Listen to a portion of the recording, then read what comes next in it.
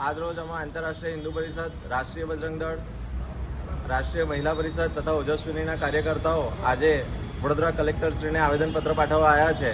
પ્રધાનમંત્રીશ્રીને સંબોધીને અમે આવેદનપત્ર પાઠવ્યું છે કે દેશમાં જે રીતે હિન્દુઓ પર એક ચોક્કસ સમુદાયના લોકો હુમલાઓ કરી રહ્યા છે અને હિન્દુઓની કરપીણ હત્યાઓ થઈ રહી છે, આતંકવાદી કૃત્યો થઈ રહ્યા છે, ત્યારે એક સખત કાયદાની ખૂબ જ જરૂરિયાત હોય. આ લોકોની વસ્તી જેવી 15%થી વધી જાય એટલે એ લોકો પોતાના મૂળ સ્વરૂપમાં આવી જતા હોય. ખરેખર આપણે જોવા જઈએ તો જાનવરો જે હોય એ 10-15ની સંખ્યામાં પોતાના પુત્રોને પેદા કરતા હોય, બચ્ચાઓને પેદા કરતા હોય. આ એક ચોક્કસ સમુદાય એવો છે જે ભૂંડની જેમ પોતાને 10-15 બાળકોને પેદા કરે અને સંખ્યા જે છે, વસ્તી જે છે તેનો વધારો કરે છે.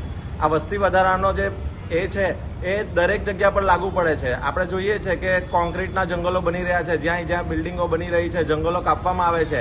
આનું સૌથી મોટું જે દૂષણ કહીએ તો વસ્તી વધારો જે થઈ રહ્યો છે તે, અને એક ચોક્કસ સમુદાયના કારણે આજે આટલા બધા દેશો એ લોકોના થઈ ગયા છે. ત્યારે ભારતને પણ એનાથી બચાવવું જોઈએ. વસ્તી નિયંત્રણ માટે ચોક્કસ કાયદો લાવવો પડે, વસ્તી નિયંત્રણ કરવી પડે. જો આ વસ્તુ કરવામાં સરકાર દેરી કરે તો બની શકે ભવિષ્ય